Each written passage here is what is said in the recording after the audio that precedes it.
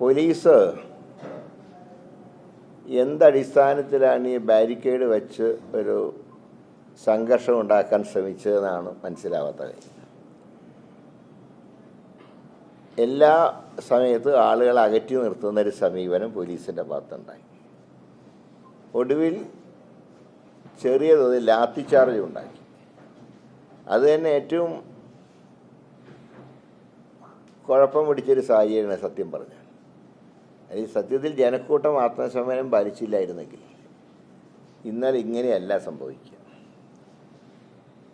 ജനം ആത്മസംയമനം പാലിച്ചു. തിരുവമ്പാടി ദേവസ്ഥത്തിൻ്റെ ജീവനക്കാരെ, വിളക്ക് പിടിച്ച ജീവനക്കാരെ പോലീസ് ഉന്തി മാറ്റി. ജീവനക്കാരെ അവിടെ നിന്ന് ബലമായിട്ട് ഒരു ഭാഗത്തേക്ക് തള്ളി മാറ്റി. ഇങ്ങനെയൊക്കെ രാത്രി 11 മണിക്ക് ആരംഭിച്ചതോടെ തിരുവമ്പാടിക്കാർ വളരെയധികം പ്രതിഷേധം രേഖപ്പെടുത്തി. അതിൻ്റെ ഏറ്റവും വലിയ പ്രതിഷേധമാണ് ലൈറ്റ് ഓഫ് ചെയ്ത പ്രതിഷേധം. മഠത്തിൽ വരെ നിർത്തിവെച്ചു. പിന്നീട് പ്രതീകാത്മകമായിട്ടാണ് ആനേനെ നിർത്തി തിരിച്ചുപോയി. ഇത്രയൊക്കെ സംഭവങ്ങളുണ്ടായിട്ട് എന്തുകൊണ്ട് ഓൺ ദ സ്പോട്ടിൽ ഒരു പരിഹാരം ഉണ്ടാക്കാൻ കഴിഞ്ഞില്ല? ഇപ്പോൾ പോലീസ് നിയന്ത്രണം വിട്ട് പെരുമാറി എന്നുള്ളത് എല്ലാവരും അംഗീകരിക്കുന്ന വസ്തുതയാണ്. പക്ഷേ ഇവിടെ ചോദ്യം, പോലീസിനെ നിയന്ത്രിക്കാനുള്ള ജില്ലാ ഭരണകൂടം എന്ത് ചെയ്തു? പൂരം മുടങ്ങാൻ പോകുന്നു എന്നുള്ള വിവരം പുറത്തു വന്നിട്ട് പോലും മുഖ്യമന്ത്രി ഇടപെട്ടോ? കാരണം ലക്ഷങ്ങൾ പങ്കെടുക്കുന്ന ഒരു ചടങ്ങ് അലങ്കോലമായി എന്ന് പറഞ്ഞാൽ സംസ്ഥാന ഭരണത്തലവൻ മുഖ്യമന്ത്രിയല്ലേ, മുഖ്യമന്ത്രി ഇടപെടണ്ടേ? മന്ത്രി രാജൻ ചർച്ച ഏതാണ്ട് 5:30 മണി വരെ ചർച്ച നീണ്ടുപോയി. ഒടുവിൽ പത്രത്തിൽ വന്ന വാർത്ത, ചാനലിൽ വന്ന വാർത്ത, 2 സ്ഥാനാർത്ഥികളുടെയും സാന്നിധ്യത്തിൽ ഒത്തുതീർപ്പുണ്ടായിരുന്നു. ഒത്തുതീർപ്പുണ്ടാകുന്ന 6 മണിക്ക്. ഞാൻ വെടിക്കെട്ട് പോയി കണ്ടു കാലത്ത്, ഇവരെ പറമ്പിലുണ്ടായിരുന്നേ. സാധാരണ വെടിക്കെട്ട് എന്ന് പറഞ്ഞാൽ എപ്പോഴാണ് നടത്തുക? 3 മണിക്ക്. ഇത് സൂര്യൻ ഉദിച്ച് നിൽക്കുന്ന നേരത്ത് 7:30 മണിക്കാണ് തിരുവമ്പാടി വെടിക്കെട്ട്. ഞാൻ ആ നേരത്തെ അവിടെയുണ്ട്. പൊട്ടിക്കാൻ വേണ്ടി പൊട്ടിച്ചു എന്നുള്ള ഒഴിച്ചാൽ ഒരു വെടിക്കെട്ടിൻ്റെ ഒരാസ്വാദനം ഉണ്ടായില്ല.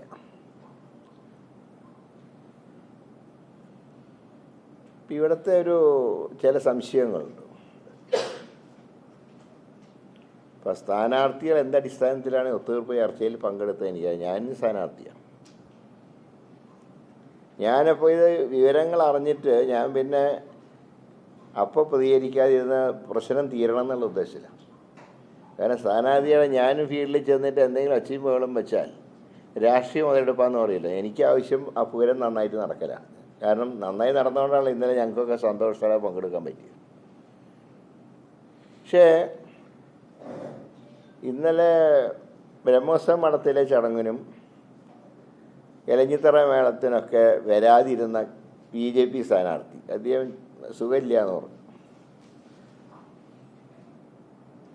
അധികം കാലത്തെ ചർച്ചയിൽ ഓടി വന്ന അവിടെ കുറേ അച്ചയും ബഹളമൊക്കെ ഉണ്ടാക്കിയെന്നൊക്കെ ഞാൻ അറിഞ്ഞു. അതിൻ്റെ ഡീറ്റെയിൽസ് ഞാൻ അറിഞ്ഞില്ല.